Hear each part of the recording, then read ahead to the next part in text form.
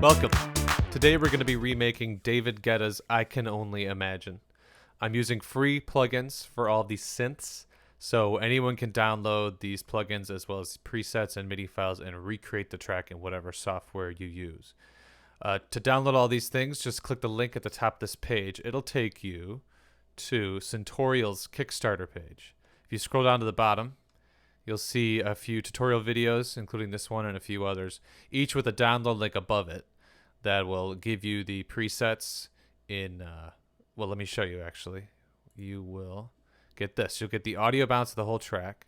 For you Ableton users, here's the session just ready to go. But if you don't have Ableton, just open this tracks folder and you'll see you got the MIDI file and the preset for VST included in there, so you can recreate it in whatever software you use.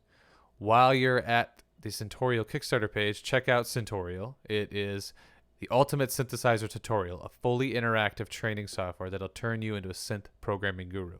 So if you want to be able to do what I'm doing here, just recreating stuff by ear, this software will give you that ability. Let's get started.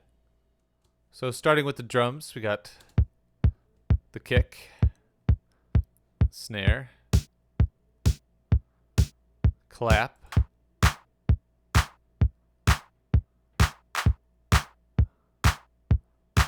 hi-hat,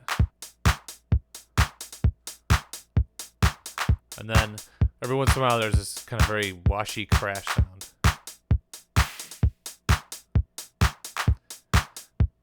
And then you have this roll of snaps leading up to each snare. You could also use like really sort of muted claps, just as long as you use like a roll of them in a row.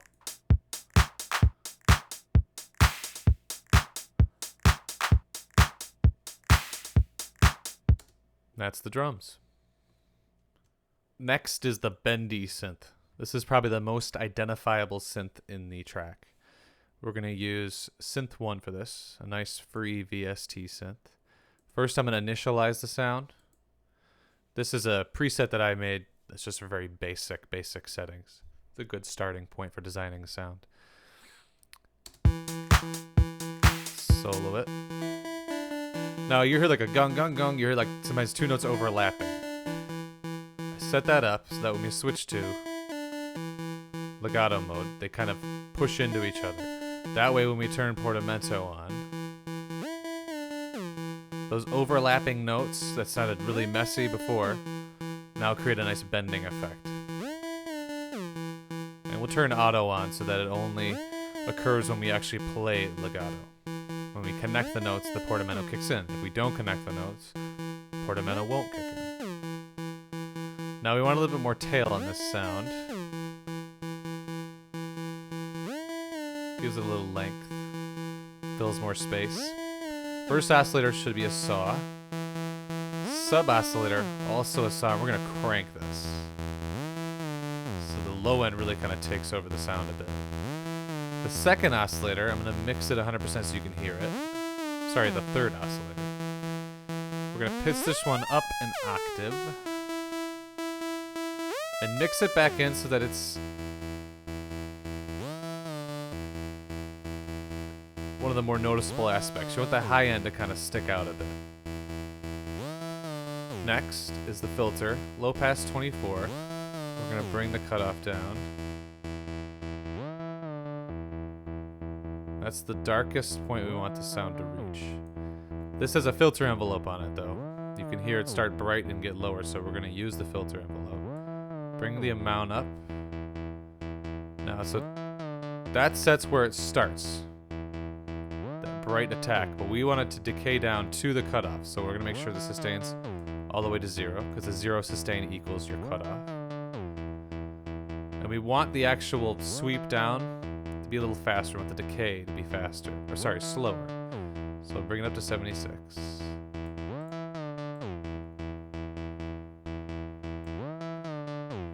And the release set that way too, just in case we release a note early, that the filter will still sweep down at the same rate. Lastly, give it some resonance.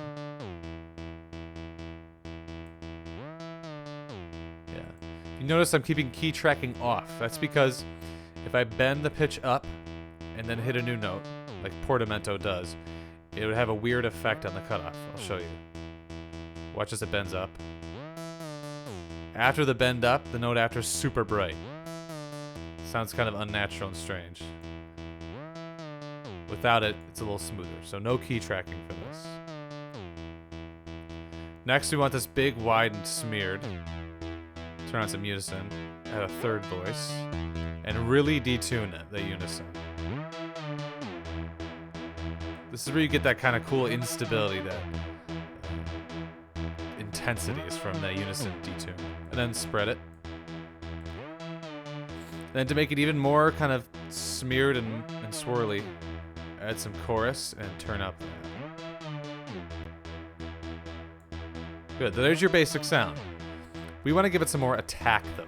We want to have a sharper attack at transient. So we already have a nice short decay to give us this, but the amplifier envelope sustains all the way up, so that means the decay is doing nothing. We're going to bring this decay pretty far down.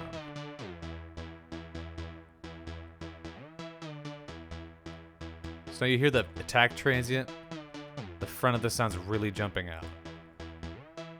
Now because of what we just did, the perceived volume of the sound has gotten much lower, so we're going to fix that by bringing this up.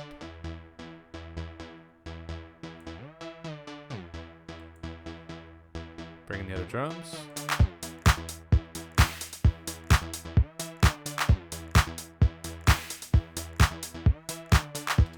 And that's your bendy synth. Next we have the bass synth. For this we're going to use Tal Noisemaker. This is maybe one of the simplest synth patches ever created.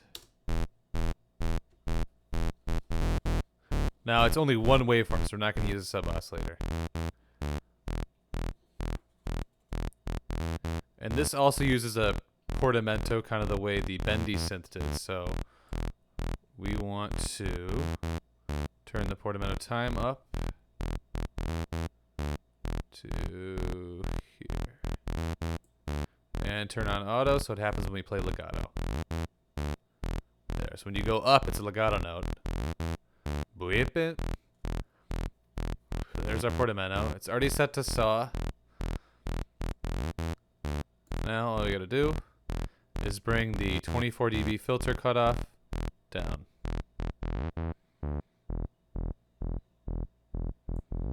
And that's it. Let's hear it with the drums. So it's kind of in between the kicks of the drum. And then the bendy synth back in.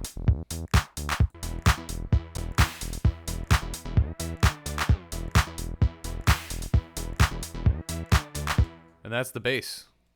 Last we have the little blippy synths on the side of the mix.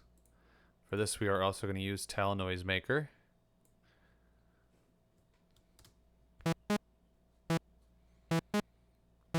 So no sub-oscillator. And we want to make this sound very short. So bring the amp sustain all the way to 0. And bring the decay up just a little bit. Release the same, just in case. So now no matter how you play this sound, it's just going to be this tiny little short note. We're going to switch to a 12 dB low pass. This tends to be a brighter sound. Honestly, like with leads, basses, I tend to go 24 dB low pass, and then with pads and other stuff, I do 12 dB. Sounds like this, you know, I just kind of experiment between the two. But in general, you get kind of a thinner, maybe not thinner, but like a brighter sound with 12 dB. 24, you get more of a shaped sound. So when you want something to like really cut through and have some serious shape and body to it, I use 24. Things that are a little bit lighter, want to be more natural sounding, a little brighter sounding, 12 dB. But really, you just experiment, switch between the two until you get the right sound. In this case, we're using 12 dB. We're going to bring the cutoff down to the darkest point we want the sound to be. And then we're going to use the envelope to shape it. So we're going to crank the contour. So now the start of the sound is its brightest. We want to go down to this dark point we set with the contour. So we set our sustain all the way to 0. So that equals the cutoff. And then bring up. There you go. Set release to equal to K. So now it very quickly moves the filter down from brightest to very dark. Gives it just a little bit of shape. Now that's your basic synth sound. The only difference is it's on the left and right side of the mix. It's a very wide sound. So we're going to bring in a delay and use it to make this wide sound. Now, in order to do this, we're going to crank it 100% wet. So now all we're hearing is the delay sound. We don't want any damping or resonance so that the natural sound comes all the way through the delay. Next, we are going to bring the feedback down, and I'll show you why in a second. Let's see, all the way down to about here. Come back to that. Now we're going to set these delay times to manual. The left one, 0. So the sound is just going through with nothing happening to it on the left side. On the right side, you want to bring it down until it sounds like one sound. There.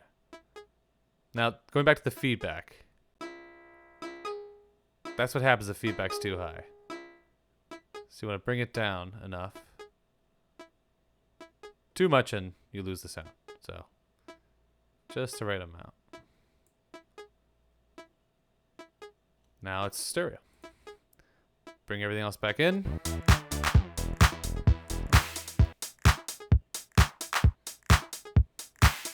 Here's with the bass.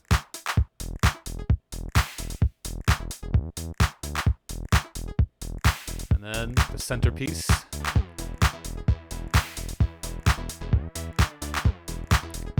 And then we add a little bus compression, a little mix gel, as Ableton calls it.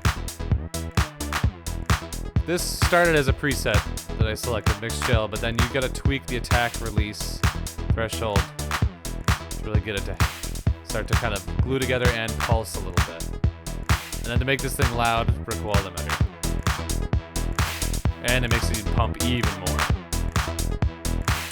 I've got a pretty severe amount of compression. Sounds good, so.